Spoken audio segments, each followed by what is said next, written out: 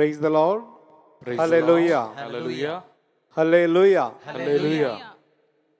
Kerala CBC proclamation കമ്മീഷനും Shalom ടിവിയും ചേർന്നൊരുക്കുന്ന spiritual വാർ, ആത്മീയ യുദ്ധം, അത് ആരംഭിച്ചിരിക്കുകയാണ്. അതിൻ്റെ 6ാം ദിനത്തിലേക്കാണ് നാം ഇപ്പോൾ കടന്നിരിക്കുന്നത്. Hallelujah, Hallelujah. ഹല്ലേലൂയ. Hallelujah.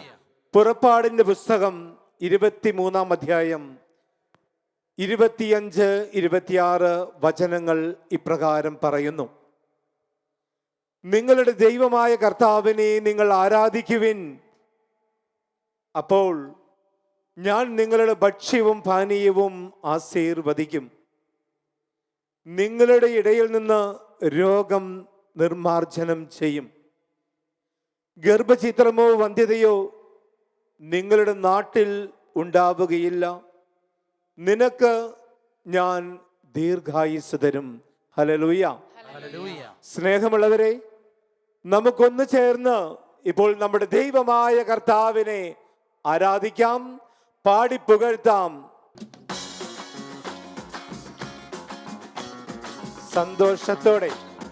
സന്തോഷത്തോടെ നമുക്ക് യേശുവിനെ ആരാധിക്കാം. യേശുവിൻ നാമത്തിൽ ആരാധിക്കാം, ശക്തിയുള്ള നാമത്തിൽ ആരാധിക്കാം. ആത്മാവിലും സത്യത്തിലും സ്നേഹമോടെ ഒന്നു ചേർന്ന് ആരാധിക്കാം. മഹത്വത്തിൻ രാജനും ആരാധന, കൃപയുടെ നാഥനും ആരാധന, സ്നേഹസ്വരൂപനും ആരാധന, വിശുദ്ധിതൻ ദൈവത്തിൻ ആരാധന. മഹത്വത്തിൻ രാജനും ആരാധന, കൃപയുടെ നാഥനും ആരാധന, സ്നേഹസ്വരൂപനും ആരാധന, വിശുദ്ധിതൻ ദൈവത്തിൻ ആരാധന. ഞങ്ങൾ പൂർണ്ണ ഹൃദയത്തോടെ അങ്ങ് ആരാധിക്കുന്നു. ഞങ്ങളുടെ കുടുംബങ്ങളെ സമർപ്പിക്കുന്നു. ആരാധിക്കാം, നിന്റെ വിശുദ്ധിയിൽ ആരാധിക്കാം, നിന്റെ സ്നേഹത്തിൽ ആരാധിക്കാം, നിന്റെ കൃപയിൽ ആരാധിക്കാം, നിന്റെ സത്യത്തിൽ ആരാധിക്കാം, നിന്റെ ജീവനിൽ ആരാധിക്കാം, നിന്റെ ആത്മാവിൽ ആരാധിക്കാം, നിന്റെ ശക്തിയിൽ ആരാധിക്കാം. മഹത്വത്തിൻ രാജനും ആരാധന, കൃപയുടെ നാഥനും ആരാധന, സ്നേഹസ്വരൂപനും ആരാധന, വിശുദ്ധിതൻ ദൈവത്തിൻ ആരാധന. ഞങ്ങൾ അങ്ങേ സ്തുതിക്കുന്നു കർത്താവേ. ആരാധനയ്ക്ക് യോഗ്യനായ ദൈവമേ, ആരാധന താജാ സജീവോ നവാനാരാധന സുരാധനി ഓപ്യാ മുഗാലെ കോട്ടാണ്ടു ആരാധന. Thank you, Jesus. We adore thee, Jesus. We glorify you.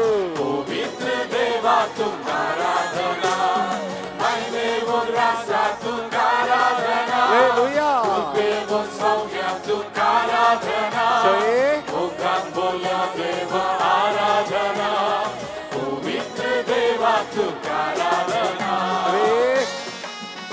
ഞങ്ങളെ സ്തുതിക്കുന്ന കർത്താവേ, ഞങ്ങളുടെ കുടുംബങ്ങളെ അനുഗ്രഹിക്കുന്ന ഈശോയെ, ഞങ്ങളെ വഴി നടത്തുന്ന ഈശോയെ ഞങ്ങൾ അങ്ങ് ആരാധിക്കുന്നു.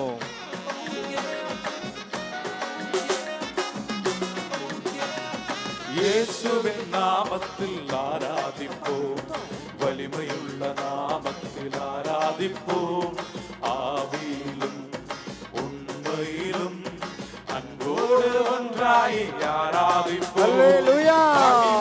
മനസ്സർക്ക് ആരാധന, ദേവർക്ക്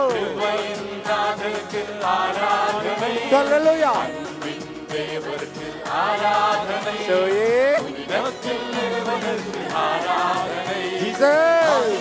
മനസ്സർക്ക് ആരാധന, ആരാധന, ദേവർക്ക് ആരാധന, പുനിതത്തിൽ ഇറവനർക്ക് ആരാധന. ഹല്ലേലൂയ. യേശുവേ, ഞങ്ങളുടെ കുടുംബങ്ങളെ സമർപ്പിച്ച് ഞങ്ങൾ പ്രാർത്ഥിക്കുന്ന കർത്താവ്, यीशु नाम की आराधना, शक्ति नाम की आराधना, आपसे सत्य से प्रेम से मिलकर आराधना, बाबत के राज को आराधना, ഈശോ, ഈശോ, कृपा के देव को आराधना, ആരാധന. देव प्रभु वर की आराधना, ഹല്ലേലൂയ. पावन देव को आराधना, യേശുവേ, भक्त के राज को ഹല്ലേലൂയ. आराधना, कृपा के देव को आराधना, Glory Jesus.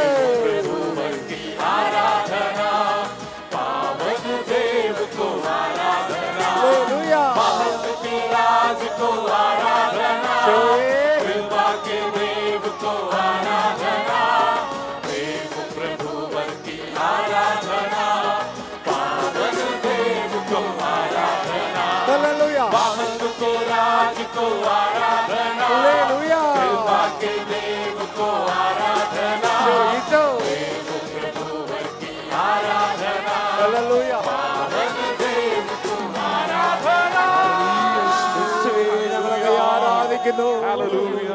ഈശോയേ, യേശുവേ, സ്തുതിക്കുന്ന കർത്താവ്, ഞങ്ങളെ ആരാധിക്കുന്നു. ആരാധിക്കുന്ന യേശുവേ, ഞങ്ങളുടെ കുടുംബങ്ങളെ അനുഗ്രഹിക്കുന്ന കർത്താവ്, ഞങ്ങളുടെ കുഞ്ഞുമക്കളെ അനുഗ്രഹിക്കുന്ന കർത്താവ്, ഞങ്ങളുടെ സഭയെ സംരക്ഷിക്കുന്ന കർത്താവ്, ഞങ്ങളങ്ങയെ സ്തുതിക്കുന്നു, ആരാധിക്കുന്നു. സമാധാനത്തിന്റെ ദൂതനായ കർത്താവ്, ആരാധന, ആരാധന, ആരാധന. Hallelujah, hallelujah, hallelujah, hallelujah, hallelujah. Praise the Lord. യേശുവേ നന്ദി, യേശുവേ ആരാധന.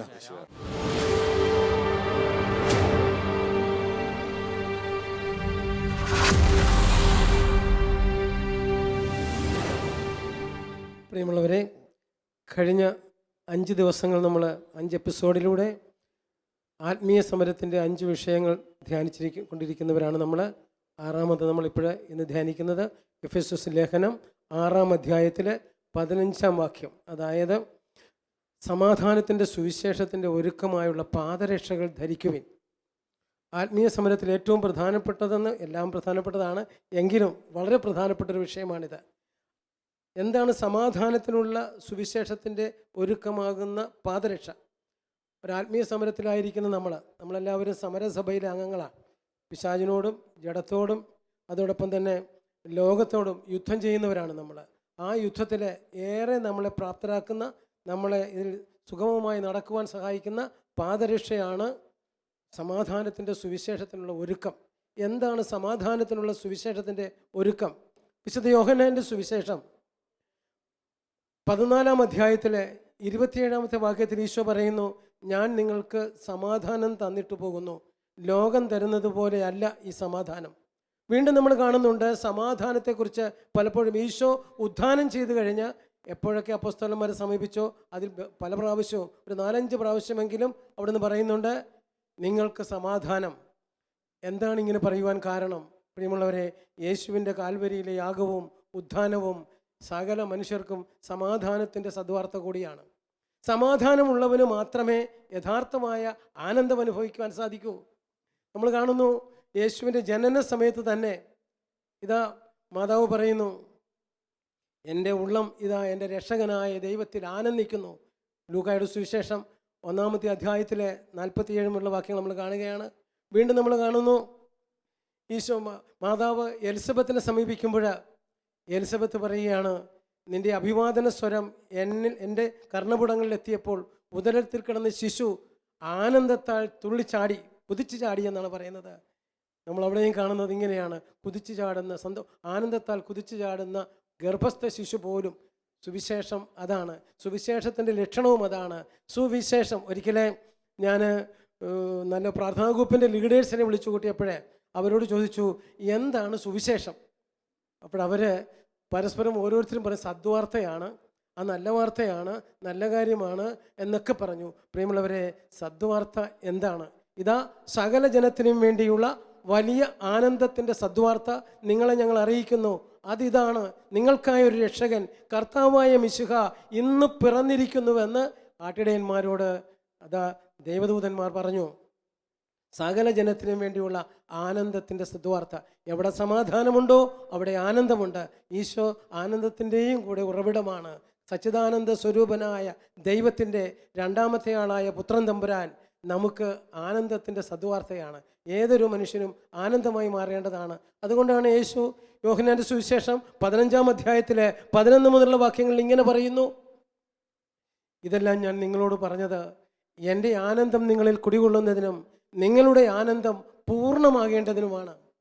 വീണ്ടും യോഹന്നാന്റെ സുവിശേഷം 17-ാം അധ്യായത്തിലെ 13 മുതലുള്ള വാക്യങ്ങളിൽ അവിടുന്ന് പറയുകയാണ്, പിതാവേ, അങ്ങെനിക്ക് തന്ന ആനന്ദം ഞാൻ അവർക്ക് നൽകി. അവരുടെ ആനന്ദം അതിൻ്റെ പൂർണ്ണതയിലുണ്ടാകേണ്ടതിനാണ്. പൂർണ്ണമായ ആനന്ദം ക്രിസ്ത്യാനിയുടെ മുഖമുദ്രയാണ്. ആനന്ദത്തിൻ്റെ സദ്വാർത്തയാണ് സുവിശേഷം. പ്രിയമുള്ളവരെ, എന്താണ് ഈ സുവിശേഷം? ആദിയിൽ വചനമുണ്ടായിരുന്നു, വചനം ദൈവത്തോടു കൂടിയായിരുന്നു, വചനം ദൈവമായിരുന്നു. യോഹന്നാന്റെ സുവിശേഷം 1-ാം അധ്യായത്തിൻ്റെ 1 മുതൽ 3 വരെയുള്ള വാക്യങ്ങളിൽ 14-ാം വാക്യത്തിൽ നമ്മൾ കാണുകയാണ്, വചനം മാംസമായി നമ്മുടെ ഇടയിൽ വസിച്ചു. പ്രിയമുള്ളവരെ, വചനം മാംസമായി തീർന്ന ഈശോയാണ് നമ്മുടെ എല്ലാവരുടെയും സമാധാനത്തിൻ്റെ സദ്വാർത്ത. സമാധാനത്തിൻ്റെ സുവിശേഷം അതാണ്. യേശുവിനെ സ്വീകരിക്കാൻ സാധിക്കുക. ഇത് പറയുന്നത് 1983 മുതലാണ് കേരളത്തിലുടനീളം വചനം പ്രഘോഷിക്കുവാനൊക്കെ ഞാനൊക്കെ ഓടാൻ തുടങ്ങിയത്. അത് മറ്റൊന്നും കൊണ്ടല്ല, ഒരു വ്യക്തിയെ കണ്ടുമുട്ടി, മറ്റാരെയുമല്ല, യേശു ക്രിസ്തുവിനെ. സുവിശേഷത്തിൻ്റെ യഥാർത്ഥ സമാധാനം, യഥാർത്ഥ ആനന്ദം നമ്മുടെ ഉള്ളിൽ കിട്ടുകയാണെങ്കിൽ അതിന് കിട്ടണമെങ്കിൽ വേണ്ട ഒന്നാമത്തെ കാര്യം നാം യേശു ക്രിസ്തുവിനെ സ്വീകരിക്കണം.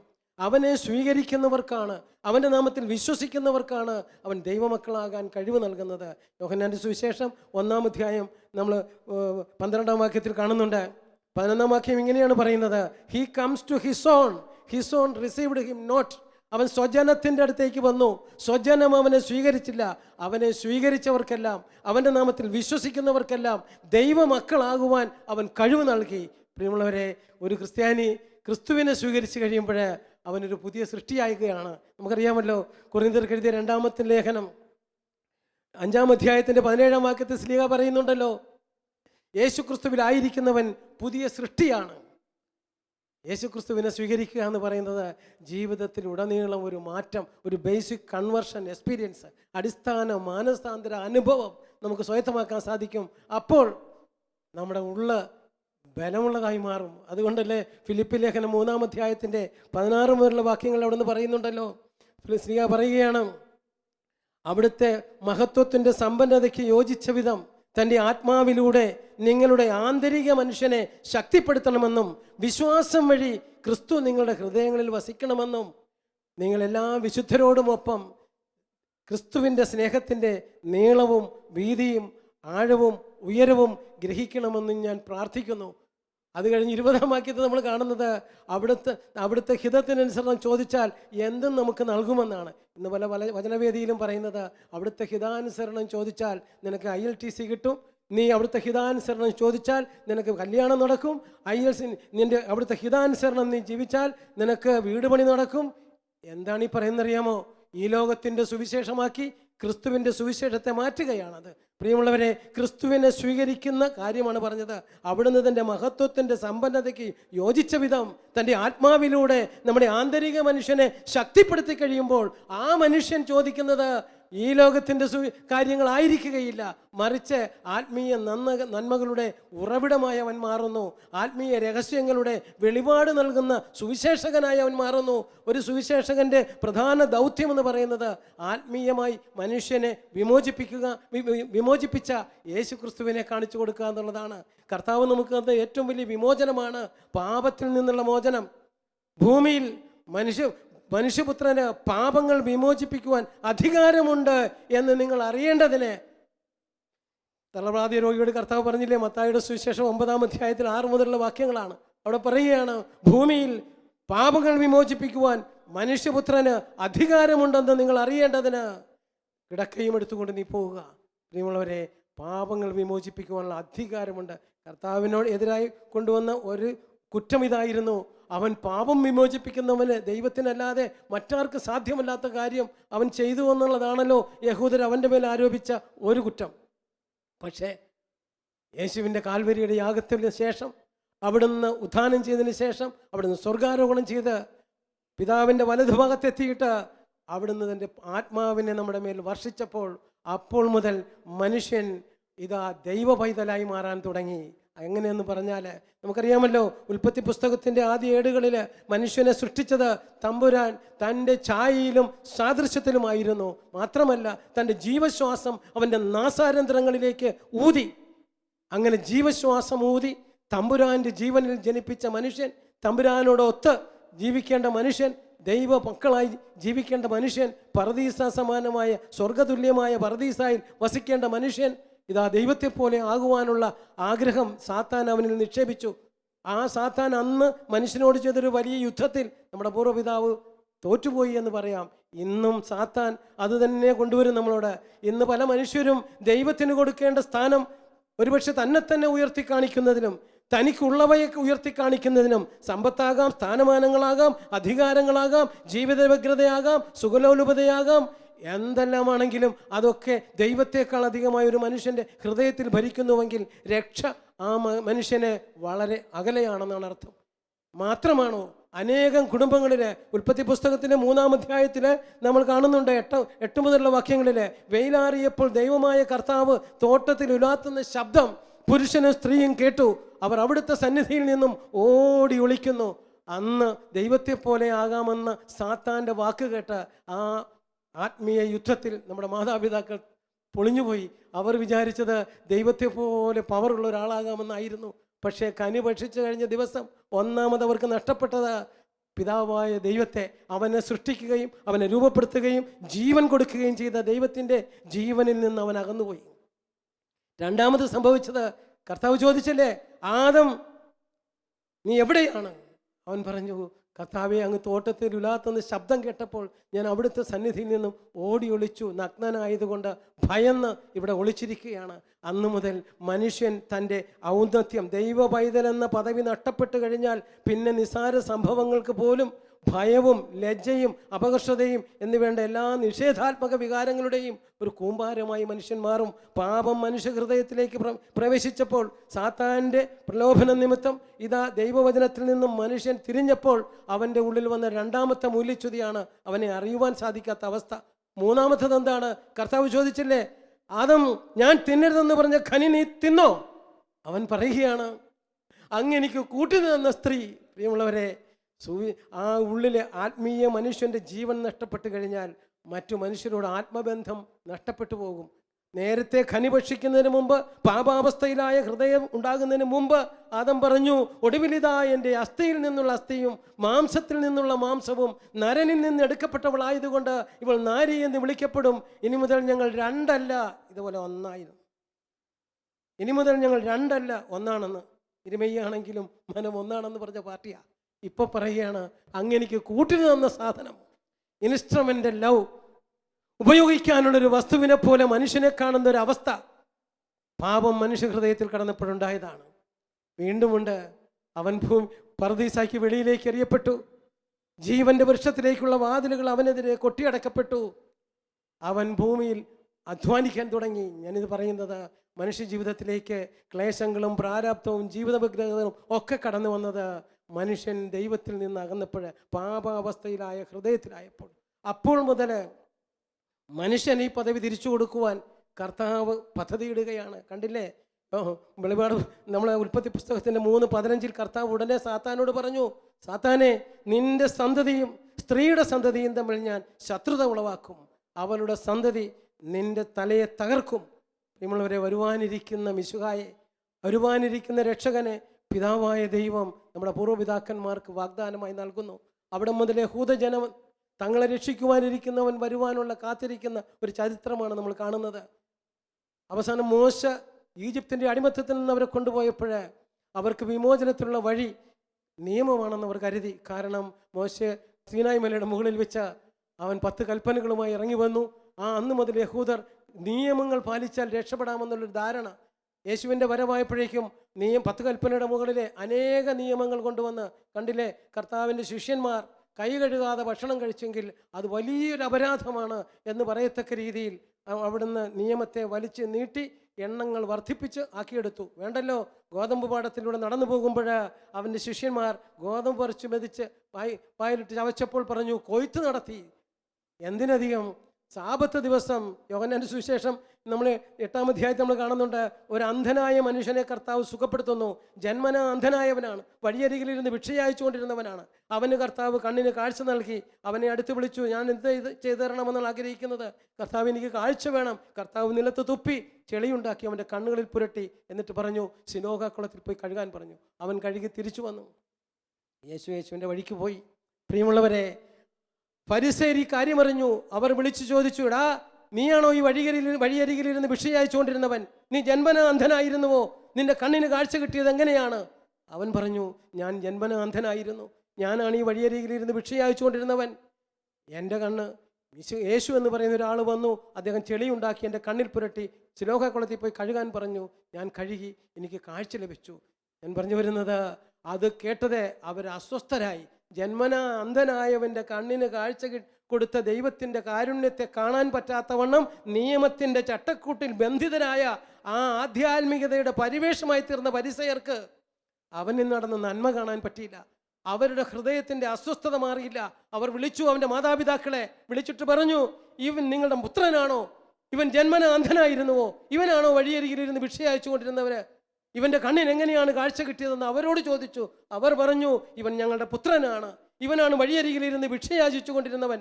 ഇവൻ തന്നെയാണ് ഇവൻ്റെ കണ്ണിന് കാഴ്ച കൊടുത്തത്. അവൻ ഞങ്ങളുടെ പുത്രനാണ്. ഇവൻ വഴിയരികിലിരുന്ന് ഭിക്ഷയാച്ചുകൊണ്ടിരുന്ന ജന്മന അന്ധനായവനാണ്. അവന് കാഴ്ച കൊടുത്തവൻ ആരാണെന്ന് പ്രായപൂർത്തിയായവനല്ലേ, അവനോട് തന്നെ ചോദിക്കൂ എന്നവർ പറഞ്ഞു. കാരണം എന്താണ്? യേശുവിൻ്റെ നാമം പറഞ്ഞാൽ ആ മാതാപിതാക്കൾ പള്ളിക്ക് പുറത്താകുമെന്നവർക്കറിയാം, സമൂഹത്തിൽ നിന്ന് അകറ്റപ്പെടുമെന്നവർക്കറിയാം. അതുകൊണ്ട് അവരത് പറഞ്ഞില്ല. വീണ്ടും അവർക്ക് അസ്വസ്ഥത സഹിച്ചില്ല. അവർ വീണ്ടും അവനെ വിളിപ്പിച്ചു. ഡാ, നിന്റെ കണ്ണിന് കാഴ്ച എങ്ങനെയാണ് കിട്ടിയത്? അവൻ ചോദിച്ചു, എന്താ നിങ്ങളും അവനിൽ വിശ്വസിക്കുന്നുവോ? അവർ പറഞ്ഞ്, എടാ, ഞങ്ങളാരും നിന്നെപ്പോലെ ജന്മന അന്ധന്മാരല്ല. പ്രിയമുള്ളവരെ, ജന്മന അന്ധന്മാരല്ല എന്ന് പറഞ്ഞ് അവനോട് പറഞ്ഞപ്പോൾ അവൻ പറഞ്ഞു, ഒരു കാര്യം എനിക്കറിയാം, ജന്മന അന്ധനായ ഒരുവന്റെ കണ്ണിന് കാഴ്ച കൊടുക്കുവാൻ പാപിയായ ഒരു മനുഷ്യന് സാധ്യമല്ല. ആഹാ, നീ ഒന്നും പഠിച്ചിട്ടില്ലാതിരിക്കെ ഞങ്ങളെ പഠിപ്പിക്കുവാൻ വരുന്നോ? പ്രിയമുള്ളവരെ, ആത്മീയതയുടെ അകക്കാമ്പ് നഷ്ടപ്പെട്ട് നിയമത്തിൻ്റെയും ചട്ടങ്ങളുടെയും അതിപ്രസരത്തിൽ തലവലുതാക്കിയ ഫരിസയന്മാർക്ക് ആ മനുഷ്യനിലെ ദൈവത്തിൻ്റെ കാരുണ്യമെന്തെന്ന് കാണുവാനുള്ള കാഴ്ച നഷ്ടപ്പെട്ടു പോയി.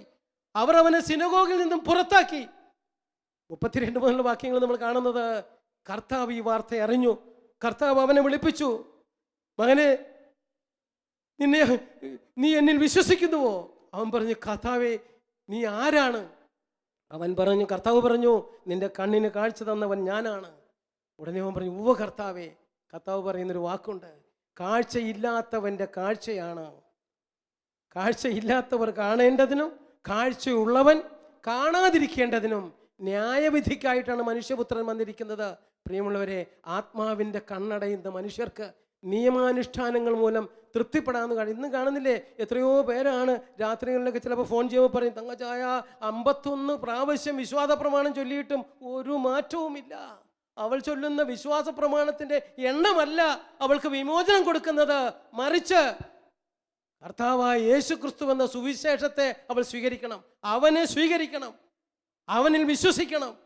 അവൻ ചെയ്യുന്ന അനുഗ്രഹങ്ങൾ ഏറ്റുവാങ്ങാമെന്ന് കരുതിക്കൊണ്ട് ആരെങ്കിലും പറയുന്ന നൊവേനകളോ ആരെങ്കിലും പറയുന്ന എന്തെങ്കിലും കാര്യങ്ങളൊക്കെ ചെയ്തു തീർത്തിട്ട്, അഥവാ തമ്പുരാന്റെ കാരുണ്യമെന്ന് പറയുന്നത് മഹാപാപിക്ക് പോലും അവൻ്റെ ആവശ്യങ്ങൾ നിറവേറ്റി കൊടുക്കുന്നവനാണ്. ഒരു പാപിയെപ്പോലും കർത്താവ് പുറന്തള്ളുകയില്ല. എന്തെന്നാൽ ദൈവത്തിൻ്റെ കരുണ അതാണ്. കണ്ടില്ലേ, കായേൻ അവൻ സഹോദരനെ കൊന്ന് കുഴിച്ചിട്ടു. കർത്താവ് ചോദിച്ചു, കായേൻ, നിന്റെ സഹോദരൻ ആബേൽ എവിടെ? അവൻ പറഞ്ഞു, ഞാൻ സഹോദരൻ്റെ കാവൽക്കാരനാണോ? കർത്താവിനോട് മറുതലിക്കുന്ന കായേൻ. ഉടനെ കർത്താവ് പറഞ്ഞു, മകനെ, നിന്റെ സഹോദരൻ്റെ രക്തം കുടിച്ച ഭൂമി നിന്നോട് പ്രതികാരം ചെയ്യുവാനായി വാവിളർക്കുന്നു. അവൻ പറഞ്ഞു, കർത്താവേ, എനിക്ക് വഹിക്കാവുന്നതിലേറെയാണിത്. കാണുന്നവരെല്ലാം എന്നെ കൊല്ലാൻ നോക്കും. കർത്താവ് പറഞ്ഞു, കായേനോട് പ്രതികാരം ചെയ്യുന്നവനോട് 7 ഇരട്ടിയായി ഞാൻ പ്രതികാരം ചെയ്യും. അന്ന് മുതൽ അവൻ്റെ മേലൊരു മുദ്ര പതിപ്പിച്ചു.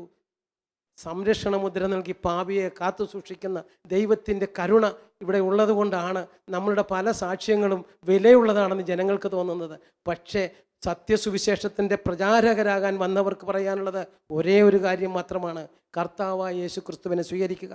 കണ്ടില്ലേ, യേശുവിനെ ദേവാലയത്തിൽ കാഴ്ചവെച്ചപ്പോൾ എന്താണ് സംഭവിച്ചത്? യേശുവിനെ ദേവാലയത്തിൽ കാഴ്ചവെക്കാൻ കൊണ്ടുവന്നു. ശിമയോൻ ആ കുഞ്ഞിനെ കയ്യിലെടുത്തുകൊണ്ട് പറഞ്ഞു, മാതാവിനോട് പറഞ്ഞു, നിന്റെ ഹൃദയത്തിലൂടെ ഒരു വാൾ കടക്കും. ഈ ശിശു അനേകരുടെ ഉയർച്ചയ്ക്ക് കാരണമാകും. ഈ ശിശു അനേകരുടെ താഴ്ചയ്ക്ക് കാരണമാകും. ആരുടെ ഉയർച്ചയ്ക്ക്? പ്രിയമുള്ളവരെ, യേശു ക്രിസ്തുവിനെ സ്വീകരിച്ചവരുടെ ഉയർച്ചയ്ക്ക്. യേശുവിനെ സ്വീകരിക്കാതെ അവനിൽ നിന്നും കരുണയുടെ സ്നേഹം ഊറ്റിക്കുടിച്ച് തന്നെത്താൻ വീർക്കാൻ ഈ ലോകത്തിന് വേണ്ടിയും ജഡത്തിന് വേണ്ടിയും അവനെ സമീപിച്ചവർക്ക് താഴ്ചയ്ക്ക്. ബൈബിളിലേക്ക് നോക്കിയാൽ നമുക്കിത് കാണാൻ സാധിക്കും. കർത്താവ് ജനിക്കുന്ന നക്ഷത്രം കണ്ട് ഭൂതരാജാക്കന്മാർ പുറപ്പെട്ടു.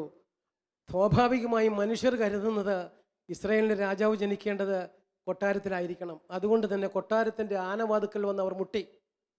ഹെരോദോസ് ഇത് അവരെ സ്വീകരിച്ചു. അവർ ചോദിച്ചു, ഇസ്രായേലിനെ നയിക്കുവാനുള്ള രാജാവ് എവിടെയാണ് പിറക്കുന്നത്? രാജാവും ഇസ്രായേൽ വംശം മുഴുവൻ അസ്വസ്ഥരായി. കാരണം ഒരു രാജാവ് ഇവിടെ ഉണ്ടായിരിക്കെ മറ്റൊരു രാജാവ് എവിടെയാണ് ജനിക്കാൻ പോകുന്നുള്ളത്? അത് നമ്മൾ കാണുന്നത് മറ്റൊന്നുമല്ല. അതിനുശേഷം കർത്താവ് പണ്ഡിതന്മാരെ വിളിച്ചു. അവർ മറിച്ചു നോക്കി. മിക്കാ പ്രവാചകന്റെ പുസ്തകം 5-ാം അധ്യായം 2-ാം വാക്യം അവർക്ക് കിട്ടി.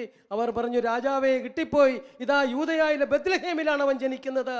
പ്രിയമുള്ളവരെ, മത്തായിയുടെ സുവിശേഷം 2-ാം അധ്യായത്തിൻ്റെ 5-ാം വാക്യത്തിൽ നമുക്കിത് കാണാൻ സാധിക്കും. അവിടെ പറയുകയാണ്, യൂദയായിലെ ബത്ലഹേമേ, നീ യൂദാ നഗരങ്ങളിൽ ചെറുതെങ്കിലും നിന്നിൽ നിന്നാണ് രാജാവ് ജനിക്കുന്നതെന്ന്. ഇത് കേട്ട് രാജാവ് വേഗം പോയി അവനെ വണങ്ങിയിട്ട് വരിക എന്ന് പറഞ്ഞു വിട്ടു. അവിടെ വെച്ച് കർത്താവിൻ്റെ ദൂതൻ അവരെ വേറെ വഴിക്ക് നക്ഷത്രം വഴിമാറ്റി വിട്ടു. അവർ പോയി. ഞാനിത് പറയുന്നത്, ഹെരോദോസ് ആദ്യമായി യേശു ജനിച്ച സ്ഥലം പറഞ്ഞു കൊടുത്തെങ്കിലും അവൻ ലോകത്തിലെ ഏറ്റവും വലിയ ക്രൂരനായി മാറി. എന്താ കാരണം? അവനത് കണ്ടുപിടിച്ചെങ്കിലും അവൻ യേശുവിനെ അന്വേഷിച്ചിറങ്ങിയില്ല, തിരക്കിയില്ല. അവൻ ലോകം കണ്ടതിൽ വെച്ച് ഏറ്റവും വലിയ ക്രൂരൻ, 2 വയസ്സിന് താഴെയുള്ള കുഞ്ഞുങ്ങളെ കൊന്നൊടുക്കിയ ഘാതകൻ എന്ന പദവി അവൻ സ്വീകരിച്ചു. ഇനിയുമുണ്ട് ഒരുപറ്റം ആട്ടിടയന്മാർ. അവർ ഇതാ സകല ജനത്തിനും വേണ്ടിയുള്ള വലിയ ആനന്ദത്തിൻ്റെ സദ്വാർത്ത, നിങ്ങൾക്കായ ഒരു രക്ഷകൻ കർത്താവായ മിശിഹ ഇന്ന് പിറന്നിരിക്കുന്നത് കേട്ടതേ ആട്ടും പറ്റത്തെ ഉപേക്ഷിച്ച് അവർ ഓടി ചെന്നു പുൽക്കൂട്ടിൽ കിടക്കുന്ന കുഞ്ഞിനെ കണ്ടു വണങ്ങി. പ്രിയമുള്ളവരെ, ഹെരോദോസിൻ്റെ പണ്ഡിതന്മാർ ബൈബിളിൽ നിന്നും യേശു ജനിക്കുന്നത് എവിടെയാണെന്ന് കണ്ടെത്തി പറഞ്ഞു കൊടുത്തെങ്കിലും യേശുവിനെ സ്വീകരിച്ചില്ല. പണ്ഡിതന്മാർക്ക് താഴ്ചയ്ക്ക്, ആട്ടിടയന്മാർക്ക് ഉയർച്ചയ്ക്ക്. കണ്ടില്ലേ, ഭൂതരാജാക്കന്മാർ പുൽക്കൂട്ടിൽ കിടക്കുന്ന ശിശുവിലെ ദൈവത്തെയും മനുഷ്യനെയും പ്രവാചകനെയും ഒക്കെ കണ്ടെത്തി. എന്തുകൊണ്ട്? സ്വർണവും മീറയും കുന്തിരിക്കവും കാഴ്ചവെച്ചു. ആ ഭൂതരാജാക്കന്മാർക്ക് ഉയർച്ചയ്ക്ക് കാരണം, ഹെരോദോസിന് താഴ്ചയ്ക്ക് കാരണം. ബൈബിളിലേക്ക് നോക്കിയാൽ ഒത്തിരി പേരെ കാണാം. ഞാൻ ചുരുക്കുകയാണ്. ഇതാ വലതുവശത്തും ഇടതുവശത്തും കിടക്കുന്ന 2 കള്ളന്മാർ. വലതുവശത്ത് കിടക്കുന്ന കള്ളന് ഉയർച്ചയ്ക്ക് കാരണമായി. കാരണം, കർത്താവേ, ഇന്ന് എന്നെ കൂടി ഓർക്കണമേ, നീ പർദീസായിലായിരിക്കുമ്പോൾ. കർത്താവ് പറഞ്ഞു, നീ എന്നോടുകൂടി പർദീസായിലായിരിക്കും. വലതുവശത്ത് കിടക്കുന്ന കള്ളൻ ഉയർച്ചയ്ക്ക്, മറ്റവന് താഴ്ചയ്ക്ക്. എന്തിനധികം അനേക ജനങ്ങൾ അവൻ ചുറ്റും കൂടി രോഗശാന്തി നേടാനും അത്ഭുതങ്ങൾ പാലിക്കുവാനുമായിട്ടൊക്കെ കൂടി. അവരിത് വളരെയധികം പേര് കൂടി. അപ്പോഴൊക്കെയും കർത്താവ് അവർക്ക് എല്ലാവർക്കും രോഗശാന്തി കൊടുത്തു. വ്യഥയുള്ളവർക്കും വ്യാധികളുള്ളവർക്കും സൗഖ്യം കൊടുത്തു. പിശാചുബാധയിൽ നിന്ന് മോചനം കൊടുത്തു. എല്ലാ ശരീരത്തിനടുത്ത എല്ലാ മോചനവും കൊടുത്തെങ്കിലും നമ്മളൊന്ന് ഓർത്ത് നോക്കണം. കർത്താവിൻ്റെ പക്കൽ മർക്കോസിൻ്റെ സുവിശേഷം 4-ാം അധ്യായത്തിൻ്റെ 10-ാം വാക്യത്തിൽ കർത്താവിനോട് ശിഷ്യന്മാർ ചോദിക്കുകയാണ്, കർത്താവ് എന്തുകൊണ്ടാണ് അങ്ങ് ഉപമകളിലൂടെ അവരോട് സംസാരിക്കുന്നത്? ഇപ്പോഴെല്ലാം സ്പഷ്ടമായി സംസാരിക്കുന്നല്ലോ. കർത്താവ് പറയാണ്, അവർ ഇത് കാണും, പക്ഷെ മനസ്സിലാക്കുകയില്ല. അവർ കേൾക്കും, ഗ്രഹിക്കുകയില്ല. അവർ കണ്ണുകൊണ്ട് കണ്ട് ചെവി കൊണ്ട് കേട്ട് മാനസാന്തരപ്പെടുക അസാധ്യം. അത്രയ്ക്ക് ഈ ജനതയുടെ ഹൃദയം കഠിനമാണ്. അതുകൊണ്ടാണ് അവരോട് ഉപമകളിലൂടെ സംസാരിക്കുന്നത്. അവർക്ക് യേശുവിനെ വേണ്ട, യേശുവിന് നൽകുന്ന അനുഗ്രഹം മാത്രം മതി. ഇന്ന് 40 വർഷക്കാലമായി കേരളത്തിൽ വിതംബതമായി സുവിശേഷം പ്രഘോഷിക്കപ്പെടുന്നു. എനിക്ക് തോന്നുന്നു 87 വരെയൊക്കെ ഇടവകകളിലായിരുന്നു ധ്യാനങ്ങൾ. ആ ധ്യാനം കൂടിയവരിൽ അനേകർ അടിസ്ഥാന മാനസാന്തരം സംഭവിച്ച് കുടുംബത്തെ നോക്കുന്നവരും കുടുംബത്തിൽ സാക്ഷ്യമുള്ളവരും അതിനേക്കാൾ ഉപരി ഇടവകയിലും സഭയിലും വലിയ സാക്ഷ്യമുള്ളവരായി തീർന്നു. എന്നാൽ അതിനുശേഷം പ്രോസ്പെരിറ്റി ഗോസ്പൽ കടന്നു വരാൻ തുടങ്ങി, സുഭിക്ഷതയുടെ സുവിശേഷം. അതോടുകൂടി ജനങ്ങൾക്ക് യേശുവിനെ വേണ്ട. ഞാനിപ്പോഴും ഒന്ന് പറയുകയാണ്, റോമാലേഖനം 5-ാം അധ്യായത്തിൻ്റെ 5 മുതലുള്ള വാക്യങ്ങൾ പറയുന്നുണ്ട്. അവിടെ പറയുന്നത് ഇങ്ങനെയാണ്: പ്രത്യാശ നമ്മെ നിരാശരാക്കുന്നില്ല, അവിടുന്ന് തൻ്റെ ആത്മാവിലൂടെ ദൈവത്തിൻ്റെ സ്നേഹം നമ്മുടെ ഹൃദയങ്ങളിലേക്ക് ചൊരിയപ്പെട്ടിരിക്കുന്നു. എന്നിട്ട് പറയുകയാണ്, നാം ബലഹീനരായിരിക്കെ ക്രിസ്തു നിർണയിക്കപ്പെട്ട സമയത്ത് നമുക്ക് വേണ്ടി മരിച്ചു. ഒരുപക്ഷെ ഒരു നല്ല മനുഷ്യന് വേണ്ടി ആരെങ്കിലും മരിച്ചൊന്ന് വന്ന നീതിമാന് വേണ്ടി പോലും ആരെങ്കിലും മരിക്കുക സാധ്യമല്ല. എന്നാൽ ഒരു നല്ല മനുഷ്യന് വേണ്ടി ആരെങ്കിലും മരിച്ചൊന്ന് വന്നേക്കാം. എന്നാൽ നാം പാപികളായിരിക്കെ ക്രിസ്തു നമുക്ക് വേണ്ടി മരിച്ചു. ഇതിൽ നിന്നും ദൈവത്തിൻ്റെ സ്നേഹം എന്തെന്ന് അറിയുന്നു. ഇതുപോലുള്ള ഒരു 100 വാക്യങ്ങൾ നമ്മുടെ പുതിയ നിയമത്തിൽ കാണാൻ സാധിക്കും. പലപ്പോഴും ധ്യാനത്തിനും കൺവെൻഷനും പോകുമ്പോൾ ഈ വക വാക്യങ്ങൾ അധികം പറയാറില്ല. ഞാനൊക്കെ 87 വരെ പറയുമായിരുന്നു. ഇപ്പോൾ പറഞ്ഞാൽ നിങ്ങളൊക്കെ ഉറങ്ങാൻ തുടങ്ങും, ഇരിക്കുന്ന ഓഡിയൻസ് ഉറങ്ങാൻ തുടങ്ങും. കാരണം ഞങ്ങൾക്ക് യേശുവിന് വേണ്ട, യേശു എന്തെങ്കിലും തരുമെങ്കിൽ അത് മതി. ILTC പാസ്സാകണം, അല്ലെങ്കിൽ കുട്ടിന് കല്യാണം നടക്കണം, വീട് പണി നടക്കണം, രോഗശാന്തി കിട്ടണം, ഇതൊക്കെ വേണം പ്രിയമുള്ളവരെ. ഇതൊക്കെ ക്രൂശിതനായ കർത്താവിനെ സ്വീകരിക്കാൻ വേണ്ടിയുള്ള അടയാളങ്ങളെന്നാണ് യോഹന്നാൻ പറഞ്ഞിരിക്കുന്നത്.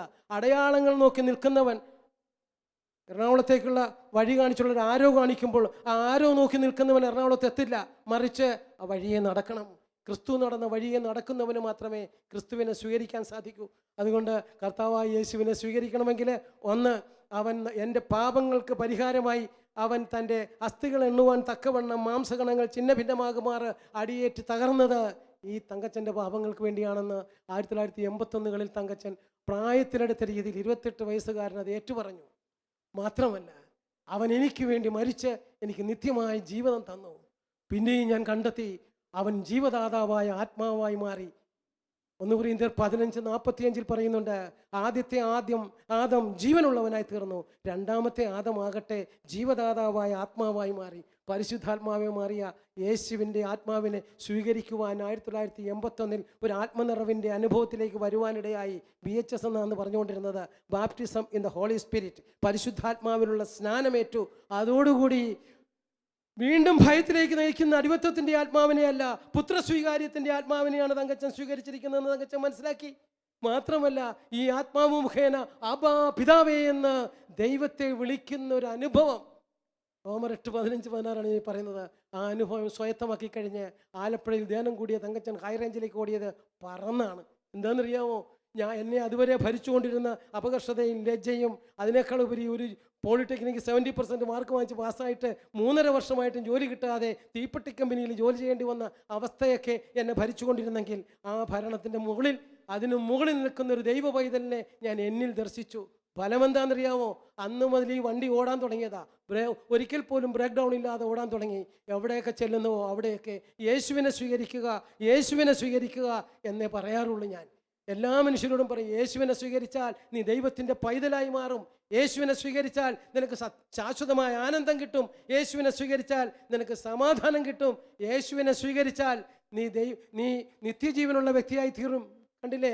അവനെ സ്വീകരിക്കുന്നവർക്കെല്ലാം, അവൻ്റെ നാമത്തിൽ വിശ്വസിക്കുന്നവർക്കെല്ലാം ദൈവമക്കളാകാൻ കഴിവ് നൽകിയെന്ന് പറഞ്ഞ യോഹന്നാൻ ശ്ലീഹ 3-ാം അധ്യായത്തിൻ്റെ 16-ാം വാക്യത്തിൽ പറഞ്ഞില്ലേ, അവനിൽ വിശ്വസിക്കുന്ന ഒരുവനും നശിച്ചു പോകാതെ നിത്യജീവൻ പ്രാപിക്കേണ്ടതിന് തൻ്റെ ഏകജാതനെ നൽകുവാൻ തക്കവിധം ദൈവം ലോകത്തെ അത്രമാത്രം സ്നേഹിച്ചു. പ്രിയമുള്ളവരെ, ഞാനും നിങ്ങളും ഈ ശരീരത്തോടെ നശിച്ചു പോകുന്ന ജീവിതത്തിൻ്റെ ഉടമകളല്ല, മറിച്ച് നമുക്ക് നിത്യമായൊരു ജീവിതമുണ്ട്. യോഹന്നാന്റെ സുവിശേഷം 11-ാം അധ്യായം 25-ാം വാക്യത്തിൽ ഇങ്ങനെ പറയുന്നില്ലേ, പുനരുദ്ധാനവും ജീവനും ഞാനാകുന്നു, എന്നിൽ വിശ്വസിക്കുന്നവൻ മരിച്ചാലും ജീവിക്കും. അങ്ങനെ വിശ്വസിക്കുകയും ജീവിക്കുകയും ചെയ്യുന്നവൻ ഒരു നാളും മരിക്കുകയില്ല. മരണമില്ലായ്മയുടെ സുവിശേഷമാണ് യേശുവിൻ്റെ സുവിശേഷം. അവനെ നോക്കുന്നവനൊരു കാര്യം അറിയാം, മരണത്തോടെ എൻ്റെ ജീവിതം അവസാനിക്കുകയില്ലെന്ന്. അങ്ങനെയുള്ളവരെ പറയുന്നവരാണ് സ്വർഗരാജ്യം, നിത്യജീവൻ കണ്ടെത്തിയത്. യേശുവിൻ്റെ പ്രസംഗത്തിൻ്റെ തീം ഇതായിരുന്നല്ലോ, അവൻ്റെ മാനിഫെസ്റ്റോ ഇതായിരുന്നല്ലോ. അവൻ മർക്കോസിൻ്റെ സുവിശേഷം 1:15 പറഞ്ഞില്ലേ, ദൈവരാജ്യം സമീപിച്ചിരിക്കുന്നു, മാനസാന്തരപ്പെടുവിൻ. ദൈവത്തിൻ്റെ രാജ്യത്തിലേക്ക് മനുഷ്യൻ തിരിയുക, ഇതാണ് മാനസാന്തരം. നിത്യജീവനിലേക്ക്, സ്വർഗത്തിലേക്ക് തിരിയുക, സ്വർഗത്തിൻ്റെ സന്ദേശം സ്വീകരിക്കുന്നവരാകുക, അതാണ് കർത്താവ് ഉദ്ദേശിച്ചത്. പക്ഷേ ഇന്ന് പലപ്പോഴും നമ്മൾ ഇഹലോക ജീവിതം മാത്രം ഓഹരിയായി കരുതുന്ന മർത്യരിൽ നിന്നും അങ്ങയുടെ കരം എന്നെ രക്ഷിക്കട്ടെ, അങ്ങ് അവർക്ക് നൽകിയിരിക്കുന്നത് കൊണ്ട് വയറ് നിറയട്ടെ, അവരുടെ മക്കൾക്കും സമൃദ്ധി ഉണ്ടാകട്ടെ, മിച്ചമുള്ളത് പേരക്കിടാക്കൾക്കും കൊടുക്കട്ടെ. 17-ാം സങ്കീർത്തനത്തിൻ്റെ 14-ാം വാക്യമാണ് നമ്മൾ കേട്ടത്. പ്രിയമുള്ളവരെ, ആ സങ്കീർത്തകൻ്റെ കാലഘട്ടത്തിൽ പോലും ഇഹലോക ജീവിതം മാത്രം ഓഹരിയായി കരുതേണ്ടവനല്ല മനുഷ്യൻ എന്ന ബോധ്യം നമ്മുടെ പൂർവ്വപിതാക്കന്മാർക്കുണ്ടായിരുന്നു. എന്നാൽ ഇന്ന് നമുക്കതുണ്ടോ? നമ്മുടെ കുടുംബങ്ങളിൽ നിത്യജീവന്റെ സുവിശേഷം മാതാപിതാക്കൾ മക്കൾക്ക് കൊടുക്കാറുണ്ടോ? മക്കളെ, നിത്യജീവൻ നമുക്കുണ്ട്. നമ്മൾ സ്വർഗത്തിന് അവകാശികളാണ്. പത്രോസ് അത് വളരെ വ്യക്തമാക്കിയില്ലേ? 1 പത്രോസ് 1:4 പറയുന്നില്ലേ? യേശുക്രിസ്തുവിന്റെ കുരിശിൽ നിന്നുള്ള മരണവും ഉത്ഥാനവും വഴിയായി സജീവമായ പ്രത്യാശയിലേക്കും സ്വർഗത്തിൽ നമുക്കായി കാത്തു സൂക്ഷിച്ചിരിക്കുന്ന അക്ഷയവും കളങ്കരഹിതവും ഒളിമങ്ങാത്തതുമായ ഒരു അവകാശത്തിലേക്ക് നമ്മൾ വീണ്ടും ജനിച്ചിരിക്കുന്നു. എത്ര മാതാപിതാക്കൾ മക്കളോട് പറയാറുണ്ട്, മക്കളെ, സ്വർഗത്തിൽ നമുക്കായി കാത്തു സൂക്ഷിച്ചിരിക്കുന്ന അക്ഷയവും കളങ്കരഹിതവും ഒളിമങ്ങാത്തതുമായ ഒരു അവകാശമുണ്ട് മക്കളെ എന്ന് പറഞ്ഞു കൊടുത്തിട്ടുണ്ടോ? ഞാനിത് നിങ്ങളോട് പറഞ്ഞു വെറുതെ അല്ല പ്രിയമുള്ളവരെ. 15 പൈസയുടെ ഒരു അപ്പം അമ്മച്ചി വാങ്ങിച്ചു വെച്ചിരിക്കുന്ന കൈയുടെ വെള്ളയിലിട്ട് ഉരുട്ടി വായിലിട്ട് അടിച്ചിട്ട് കടുങ്കാപ്പി കുടിച്ചിട്ട് ഉച്ചയ്ക്ക് ഉള്ള ടിഫിൻ ഉണ്ടോ എന്ന് ചോദിക്കുമ്പോൾ അമ്മച്ചി പറയും, മോനെ ഇന്ന് അരിയൊന്നുമില്ലായിരുന്നു. പള്ളിയിൽ ഒരൊറ്റ ദിവസം പോലും കുർബാന മുടപ്പിക്കത്തില്ല. അമ്മച്ചി രാവിലെ പറഞ്ഞു വിടും. കുർബാനയും കഴിഞ്ഞ് വന്നതാണ്. അവിടെ നിന്ന് ഓടുമ്പോഴേ പോളിടെക്നിക്കിൽ ചെന്ന് കഴിയുമ്പോൾ മാർക്കറ്റിലെ ഒരേ ഒരു കടയുടെ വാതിക്കലെ ചായ ടാപ്പിൽ നിന്നും എല്ലാവരും കൈ കഴുകി നിർത്തി പോയി വെള്ളം കുടിച്ചിട്ട് 5 പൈസയുടെ കടലയിൽ നിന്ന് വെള്ളം കുടിച്ചിട്ട് തിരിച്ചു പോരുമ്പോൾ പറയും, കർത്താവേ, അങ്ങ് അറിയുന്നുവല്ലോ, സ്വർഗത്തിലേക്കൊരു നോട്ടം, മുകളിലൊരു ജീവിതമുണ്ടെന്ന് എൻ്റെ അമ്മ പറഞ്ഞു കൊടുത്തത് നോക്കുകയാണ്. അമ്മ പറഞ്ഞു കൊടുത്തത് നോക്കുന്നൊരു സന്ദർഭം ഉണ്ടായിട്ടുണ്ട്. അങ്ങനെ ആ ജീവിതം ആരംഭിച്ചു. അതുകൊണ്ട് തന്നെ ധ്യാനം കൂടിയപ്പോൾ ആത്മാവിൻ്റെ വെളിച്ചം വന്നു കഴിഞ്ഞപ്പോൾ ഇതൊക്കെ കൊടുക്കാൻ സാധിച്ചു. പ്രിയമുള്ളവരെ, സുവിശേഷത്തിൻ്റെ മർമ്മം അതാണ്. നമ്മൾ സ്വർഗരാജ്യത്തിൻ്റെ മക്കളാണ്, ഇഹലോകത്തിൻ്റെ മക്കളല്ല. അതുകൊണ്ടല്ലേ റോമാലേഖനം 14-ാം അധ്യായത്തിൻ്റെ 17-ാം വാക്യത്തിൽ ശ്ലീഹ പറഞ്ഞില്ലേ, ദൈവരാജ്യമെന്ന് പറഞ്ഞാൽ ഭക്ഷണമോ പാനീയമോ അല്ല, നീതിയും സമാധാനവും പരിശുദ്ധാത്മാവിലുള്ള ആനന്ദവുമാണ്. സമാധാനത്തിനുള്ള ഒരുക്കമാകുന്ന സുവിശേഷത്തിൻ്റെ പാദരക്ഷ എന്ന് പറയുന്നത് ജീവിതത്തിൻ്റെ പരിവരുത്ത യാഥാർത്ഥ്യങ്ങളുടെ മുമ്പിൽ ദൈവരാജ്യത്തിലേക്ക് നോക്കിയിട്ട് ഈ ഭക്ഷണത്തിനും പാനീയത്തിനും ശരീരത്തിനടുത്തവയ്ക്കപ്പുറത്ത് ഒരു ജീവിതമുണ്ടെന്ന് നോക്കി നിത്യമായ ആനന്ദത്തിൽ വസിക്കുന്ന ഒരു അവസ്ഥയാണ്. 1 കൊരിന്ത്യർ 15-ന്റെ 19-ാം വാക്യത്തിൽ പറഞ്ഞില്ലേ, ഈ ജീവിതത്തിന് വേണ്ടി മാത്രമാണ് ക്രിസ്തുവിൽ നമ്മൾ പ്രത്യാശ വച്ചിരിക്കുന്നതെങ്കിൽ നമ്മളെല്ലാ മനുഷ്യരെക്കാൾ നിർഭാഗ്യവാന്മാരാണ്. പ്രിയമുള്ളവരെ, നമുക്ക് നമ്മളെ തന്നെ ഒന്ന് പരിശോധിച്ച് നോക്കാം. ഞാൻ സുവിശേഷത്തിന് മുമ്പിൽ വന്നിരിക്കുമ്പോൾ എന്തൊക്കെയാണ് എൻ്റെ മനസ്സിലുള്ളത്? എനിക്ക് എന്തെങ്കിലും ഇഹലോക ജീവിതം മാത്രമാണോ, എൻ്റെ ലോകത്തിലെ കാര്യം മാത്രമാണോ, അത് യേശുവിനെ സ്വന്തമാക്കണമെന്നൊരു ആഗ്രഹമുണ്ടോ? ഇവിടെ പാട്ടുപാടി ഞങ്ങൾ യേശുവിൻ്റെ സ്വന്തമാകാൻ. ഞാൻ ഓർക്കുന്നു 28 വർഷങ്ങൾക്ക് മുമ്പ് കേരളത്തിൽ നടക്കുന്ന കരിസ്മാറ്റിക് ധ്യാനങ്ങളിൽ യേശുവിൻ്റെ സ്വന്തമാകുവാൻ, യേശുവിനെ പോലെയാകണം, യേശു മതി, എനിക്ക് യേശു മതി, ക്ലേശങ്ങൾ മാത്രം സഹിച്ചെന്നാലും എന്നൊക്കെ പാടിക്കൊണ്ടിറങ്ങുന്ന മനുഷ്യരെ ധ്യാന ഹാളിൽ നിന്നൊന്നും ഞാൻ കണ്ടിട്ടുണ്ട്. ഇന്നത്തെ മനുഷ്യർക്ക് പറയാനുള്ളത് അതല്ല. എൻ്റെ നടുവുവേദന മാറി, തലവേദന മാറി, ഇതൊക്കെ മാറി സ്വർഗത്തിൽ പോകില്ല പ്രിയമുള്ളവരെ. ശരീരത്തിനോ രക്തത്തിനോ ദൈവരാജ്യം അവകാശപ്പെടുത്തുക സാധ്യമല്ല. ദൈവരാജ്യത്തിൻ്റെ സുവിശേഷം കേട്ടവൻ ദൈവരാജ്യത്തിലേക്ക് നോക്കി മാനസാന്തരം സംഭവിക്കണം. എങ്കിൽ മാത്രമേ നമുക്ക് സമാധാനത്തിൻ്റെ പാദരക്ഷ അണിയുവാൻ സാധിക്കൂ. അങ്ങനെയുള്ളവൻ ജീവിതത്തിൻ്റെ ഏത് പ്രശ്നങ്ങളുടെയും പ്രതിസന്ധികളുടെയും നടുവിൽ സമാധാനം കൈവിടാത്തവനായിരിക്കും. അതാണ് സമാധാനത്തിൻ്റെ സുവിശേഷത്തിനുള്ള ഒരുക്കമായ പാദരക്ഷ. നിങ്ങളോട് പറയുന്നത് ജീവിതത്തിൽ എപ്പോഴും അത് സ്വീകരിക്കുവാൻ കർത്താവ് നമുക്ക് കൃപ തരട്ടെ. നമുക്ക് ഒരുമിച്ച് ഒന്ന് ദൈവരാജ്യത്തിൻ്റെ മക്കളാണ് നമ്മളെന്നുള്ള ബോധ്യം ഓർക്കാം. അതുപോലെ തന്നെ ജഡിക പ്രവണതകളനുസരിച്ച് ജീവിക്കുന്നവർക്ക് ദൈവത്തെ പ്രസാദിപ്പിക്കുക സാധ്യമല്ല. ജഡത്തിൻ്റെ ആവശ്യങ്ങൾ മാത്രം പ്രാപിക്കാൻ വേണ്ടി സുവിശേഷ വേദിയിലേക്ക് വരുന്നവർക്ക് ഒരിക്കൽ പോലും ദൈവരാജ്യം അവകാശപ്പെടുത്തുവാൻ സാധ്യമല്ല. മറിച്ച് യേശുക്രിസ്തുവിനോട് ഐക്യപ്പെടുക.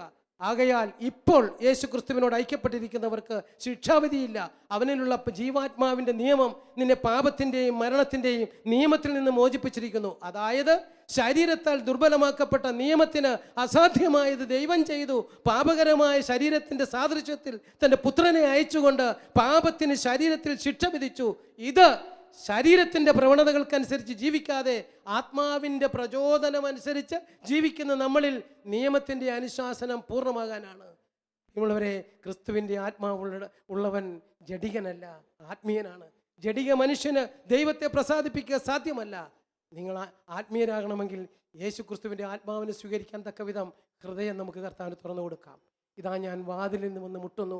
ആരെങ്കിലും എൻ്റെ സ്വരം കേട്ട് തുറന്നു തന്നാൽ ഞാൻ അവൻ്റെ ഉള്ളിൽ വസിക്കും, അവനോടൊത്ത് ഭക്ഷിക്കുമെന്ന് പറഞ്ഞ കർത്താവിൻ്റെ മുമ്പിൽ നമുക്കൊന്ന് ഹൃദയം തുറന്നു കൊടുക്കാം. കണ്ണുകളെ ഒന്ന് അടക്കാമോ? വീടുകളിലാണെങ്കിലും പെരുവഴിയിലാണെങ്കിലും എവിടെയാണെങ്കിലും ഈ വചനം കേട്ടുകൊണ്ടിരിക്കുന്ന ഓരോരുത്തരും കണ്ണുകളൊന്ന് അടച്ചിട്ട്, എൻ്റെ ഹൃദയം ദൈവത്തെ അന്വേഷിച്ചവനാണോ?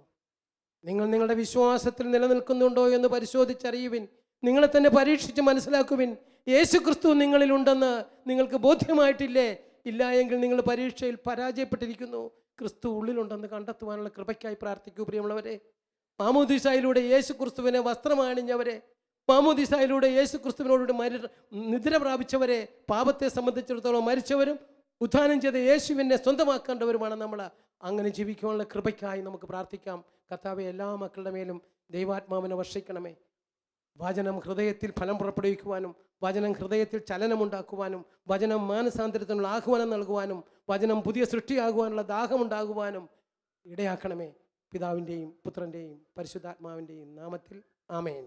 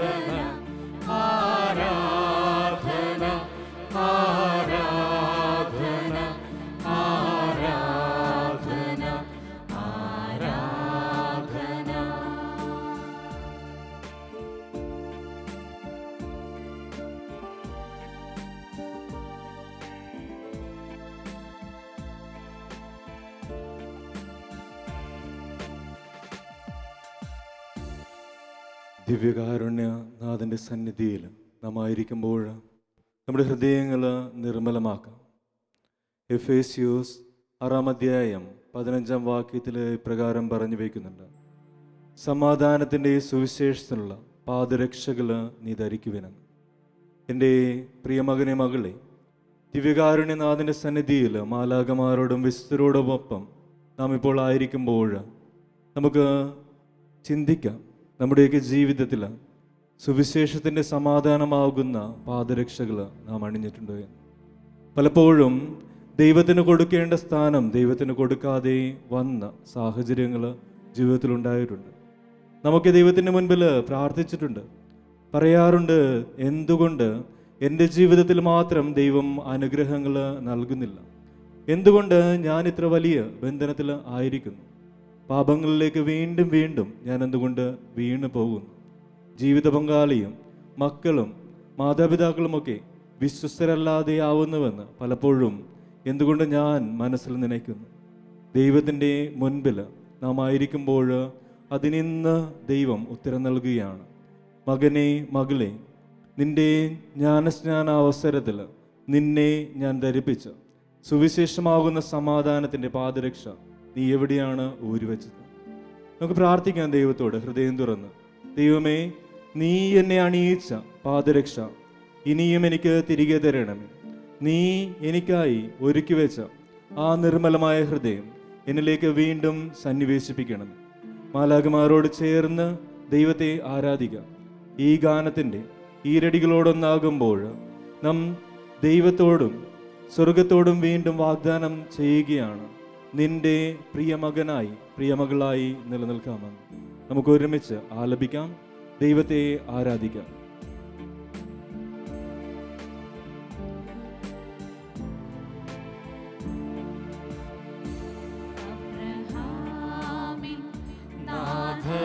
നാഥനാരാധന, യാക്കോബിൻ ദൈവമേ ആരാധന, ഇസ്ഹാക്കിൻ ഇടയനേ ആരാധന, ഇസ്രായേലിൻ രാജനേ ആരാധന, ആരാധന, ആരാധന, ആരാധന, ആരാധന, ആരാധന, ആരാധന, ആരാധന, ആരാധന.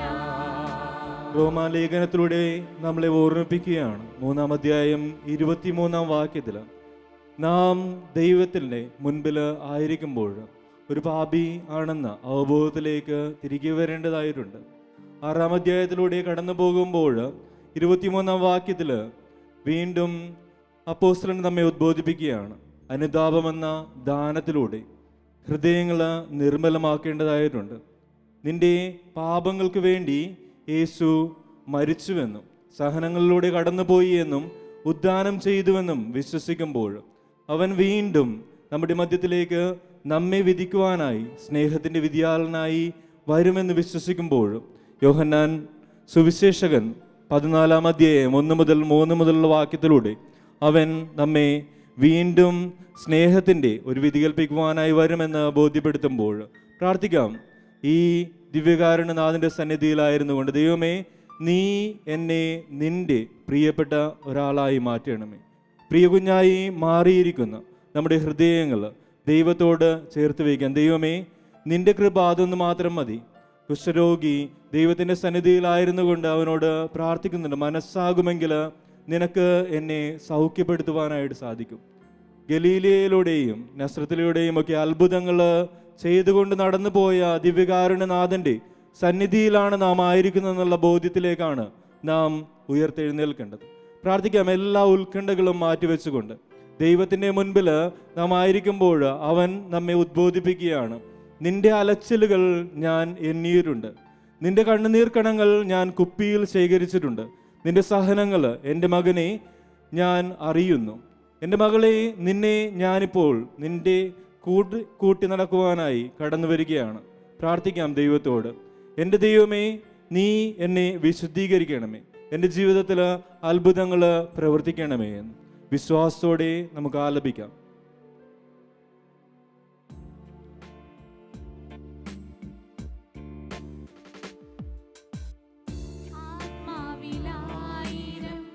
മുറിവുണക്കീടും ആത്മീയ നിമിഷമേ ആരാധന, ആത്മശരീര വിശുദ്ധി നൽകും അനുഗ്രഹ നിമിഷമേ ആരാധന, ആരാധന, ആരാധന, ആരാധന, ആരാധന. നമുക്ക് ദൈവത്തിന് സമർപ്പിക്കാം. ഒന്നിനെക്കുറിച്ചും ഉത്കണ്ഠാകുലനാകേണ്ട, അവിടുന്ന് നിന്റെ കാര്യങ്ങളിൽ ശ്രദ്ധാലുവാണ് എന്ന് വചനത്തിലൂടെ ദൈവം നമ്മെ ഓർമ്മപ്പെടുത്തുകയാണ്. എല്ലാ പ്രതിസന്ധികളും മാറിപ്പോകുന്നതിനായി നമുക്ക് പ്രാർത്ഥിക്കാം. വചനത്തിൻ്റെ ശക്തി ഈ നിമിഷം നമ്മിൽ നിറയട്ടെ. 91 സങ്കീർത്തനം 15 വാക്യത്തിലൂടെ യേശു നമ്മോട് പറഞ്ഞു വയ്ക്കുന്നുണ്ട്, അവൻ എന്നെ വിളിച്ചപേക്ഷിക്കുമ്പോൾ ഞാൻ അവന് ഉത്തരം നൽകും. എൻ്റെ കഷ്ടതയിൽ അവൻ എന്നോട് ചേർന്ന് നിൽക്കും. നിന്റെ കഷ്ടതകൾ, നിന്റെ പ്രതിസന്ധികൾ, നിന്റെ ജീവിതത്തിൻ്റെ അലച്ചിലുകൾ, നിന്റെ ബുദ്ധിമുട്ടുകൾ എല്ലാം ഈ നിമിഷം ഹൃദയത്തിലേക്ക് കൊണ്ടുവരിക. നമ്മുടെ കരങ്ങൾ ഹൃദയത്തോട് ചേർത്ത് വയ്ക്കാം. ഒരു നിമിഷം ഹൃദയത്തിൽ നമ്മുടെ പ്രാർത്ഥനകൾ നിറക്കാം. നമ്മുടെ ജീവിതത്തിലെ ഏറ്റവും അധികം നാം ആഗ്രഹിക്കുന്ന എല്ലാ നിയോഗങ്ങളും ഈ നിമിഷം ദൈവത്തിൻ്റെ സന്നിധിയിലേക്ക് സമർപ്പിക്കുവാനായിട്ട് നമ്മുടെ ഹൃദയത്തിലേക്ക് കൊണ്ടുവരികയാണ്. പ്രിയപ്പെട്ടവരെ, ജീവിതത്തിൽ ഇതുവരെ നമുക്ക് വേദന നൽകിയ വ്യക്തികളുണ്ട്. ഇതുവരെ നാം സ്നേഹിക്കുവാൻ മറന്നുപോയ സാഹചര്യങ്ങളുണ്ട്. നമ്മുടെ ബന്ധനാവസ്ഥകളുണ്ട്. പല സമയങ്ങളിലും നാം നമ്മെ തന്നെ മറന്നുകൊണ്ട് ജീവിച്ചിട്ടുണ്ട്. അഹങ്കരിച്ചു പോയ നിമിഷങ്ങളുണ്ട്. ദൈവത്തിൻ്റെ സന്നിധിയിൽ നാം ഈ നിമിഷമായിരിക്കുമ്പോൾ ദൈവത്തോട് മാപ്പ് അപേക്ഷിക്കാം. ദൈവമേ, നീ നിന്റെ ശക്തി എന്നിലേക്ക് നിറയ്ക്കണമേ. നിന്റെ സമാധാനം എൻ്റെ കുടുംബത്തിലേക്ക്, എൻ്റെ പ്രിയപ്പെട്ടവരിലേക്ക്, ഞാനായിരിക്കുന്ന അവസ്ഥയിലേക്ക്, എൻ്റെ ജീവിത പങ്കാളിയിലേക്ക്, എൻ്റെ സാമ്പത്തിക പ്രതിസന്ധിയുടെ മേഖലകളിലേക്ക്, എൻ്റെ പഠനത്തിൻ്റെ മേഖലകളിലേക്ക്, എൻ്റെ രോഗാതുരമായ അവസ്ഥകളിലേക്ക് നീ നിറയ്ക്കണമേ. വിശ്വാസത്തോടെ നമുക്ക് പ്രാർത്ഥിക്കാം. കാരണം അവൻ നമ്മെ ഉദ്ബോധിപ്പിക്കുകയാണ്. നീ എന്നെ വിളിച്ചപേക്ഷിച്ചാൽ നിനക്ക് ഞാൻ ഉത്തരമരുളും. നിന്റെ കഷ്ടതയിൽ ഞാൻ നിന്നോട് ചേർന്നിരിക്കും. ഈ വചനത്തിൻ്റെ ശക്തിയിൽ വിശ്വസിച്ചുകൊണ്ട് നമുക്ക് ഈശോയെ ആരാധിക്കാം. ഗായക സംഘത്തോട് ചേർന്ന് പാടി സ്തുതിക്കുകയാണ്. നമുക്കറിയാവുന്ന ഈ ഈരടികൾ നാം ആലപിക്കുമ്പോൾ, ദൈവമേ, നീ എൻ്റെ കുടുംബത്തിലേക്കും ഞാനിപ്പോൾ എൻ്റെ ഹൃദയത്തിൽ ചേർത്ത് വെച്ചിരിക്കുന്ന മേഖലകളിലേക്കും കടന്നു വരയണമേ എന്ന് ആത്മാർത്ഥമായി പ്രാർത്ഥിക്കാം.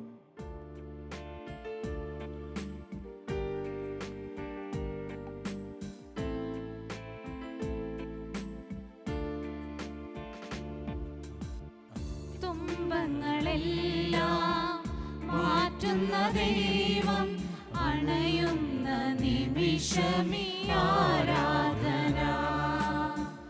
അലറുന്ന സാത്താനെ ആട്ടിയകറ്റുന്ന അഭിഷേക നിമിഷമീ ആരാധന. ആരാധന ആരാധന ആരാധന ആരാധന. ഫിലിപ്പിയർക്കാർക്ക് എഴുതിയ ലേഖനത്തിൽ 4-ാം അധ്യായം 6-ഉം 7-ഉം വാക്യങ്ങളിൽ നമ്മോട് അപ്പോസ്തലൻ പറഞ്ഞു വയ്ക്കുന്നുണ്ട്, ഒന്നിനെ കുറിച്ചും ആകുലരാകേണ്ട, പ്രാർത്ഥനയിലൂടെയും അപേക്ഷയിലൂടെയും കൃതജ്ഞതാ സ്തോത്രങ്ങളോടെ നിങ്ങളുടെ യാചനകൾ ദൈവത്തിൻ്റെ സന്നിധിയിൽ സമർപ്പിക്കുവിൻ. അപ്പോൾ നമ്മുടെ എല്ലാ ധാരണകളെയും അതിലംഘിക്കുന്ന ദൈവത്തിൻ്റെ സമാധാനം നിങ്ങളുടെ ഹൃദയങ്ങളെയും ചിന്തകളെയും യേശു ക്രിസ്തുവിൽ കാത്തുകൊള്ളും. പ്രിയപ്പെട്ടവരെ, എല്ലാ ആകുല സാഹചര്യങ്ങളും നമ്മുടെ എല്ലാ അപേക്ഷകളും പ്രാർത്ഥനകളും ഈ നിമിഷം ഈശോയുടെ സന്നിധിയിലേക്ക് നാം സമർപ്പിക്കുകയാണ്. ഇന്ന് ദിവസം ജന്മദിനം ആഘോഷിക്കുന്നവരും വിവാഹ വാർഷികം ആഘോഷിക്കുന്നവരും ജീവിതത്തിൽ വലിയ സന്തോഷത്തിൻ്റെ അനുഭവങ്ങൾ ദൈവം നൽകുന്ന വ്യക്തികൾ എല്ലാവരെയും കൃതജ്ഞതയോടെ നമുക്ക് ഈ നിമിഷം ഓർക്കാം. ഒപ്പം വലിയ രോഗങ്ങളിലൂടെ കടന്നു പോകുന്ന മക്കൾ, വലിയ വേദനകളിലൂടെ കടന്നു പോകുന്നവർ, ഓപ്പറേഷന് വിധേയരാകുന്നവർ, ഇന്നേ ദിവസം നമ്മുടെയൊക്കെ പ്രാർത്ഥനാ സഹായം ഏറ്റവും അധികമായി ആവശ്യമായിരിക്കുന്നവർ, നാം പ്രാർത്ഥിക്കാൻ മറന്നുപോയ നമ്മുടെ ജീവിതത്തിൽ അനുഗ്രഹങ്ങളായി കടന്നു വന്ന വ്യക്തികൾ എല്ലാവരെയും ഈശോയുടെ സന്നിധിയിലേക്ക് ചേർത്ത് വയ്ക്കുകയാണ്. ഈശോയിൽ നിന്ന് അനുഗ്രഹങ്ങൾ സ്വീകരിക്കുവാനായിട്ട് നാം ഒരുങ്ങുകയാണ്.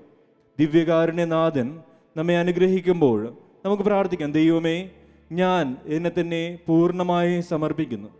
നീ എന്നെ അണിയിച്ച സമാധാനത്തിൻ്റെ പാദരക്ഷ തിരികെ ഇന്ന് നീ നൽകുമ്പോൾ ഈ പാദരക്ഷയിലൂടെ നിന്റെ സാക്ഷിയായി നിന്റെ സ്നേഹം പകർന്നുകൊണ്ട് ജീവിക്കുവാനായിട്ടുള്ള കൃപ എന്നിൽ നിറയ്ക്കണമേ എന്ന് നമുക്ക് ഈശോയുടെ അനുഗ്രഹങ്ങൾ സ്വീകരിക്കാം. മുട്ടിൽ നിന്നുകൊണ്ട് സമാപന ആശീർവാദത്തിനായി നാം ഒരുങ്ങുകയാണ്. നമുക്ക് പ്രാർത്ഥിക്കാം. ദൈവമേ, അങ്ങീ പീഡാനുഭവത്തിൻ്റെ സ്മാരകമായി വിസ്മയാവഹമായി കൂദാശ ഞങ്ങൾക്ക് നൽകിയല്ലോ. അങ്ങയുടെ പരിത്രാണത്തിൻ്റെ ഫലം ഞങ്ങൾ നിരന്തരം അനുഭവിക്കുമാറ് അങ്ങയുടെ തിരുശരീരത്തിൻ്റെയും തിരുരക്തത്തിൻ്റെയും ദിവ്യരഹസ്യങ്ങൾ എന്നും വണങ്ങുവാൻ അനുഗ്രഹം തന്നരുളണമേ എന്ന് നിത്യമായി ജീവിച്ചു വാഴുന്ന അങ്ങയോട് ഞങ്ങൾ പ്രാർത്ഥിക്കുന്നു.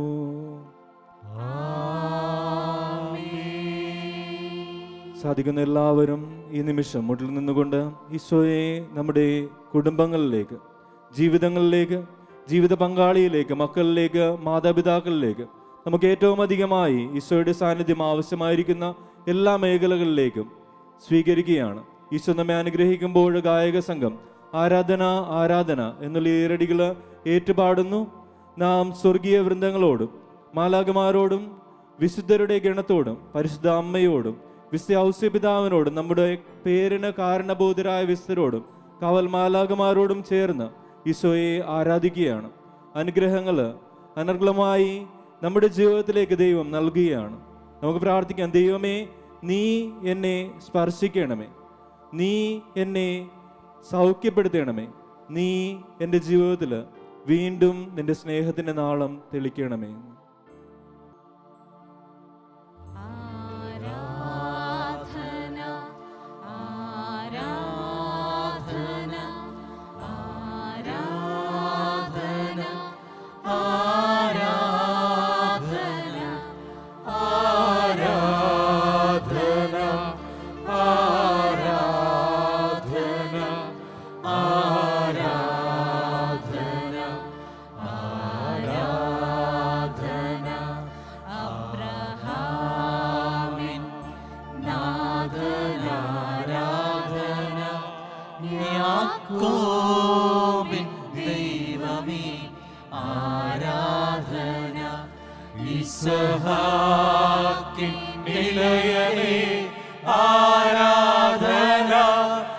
ഇസ്രായേൽ രാജനേ ആരാധന ആരാധന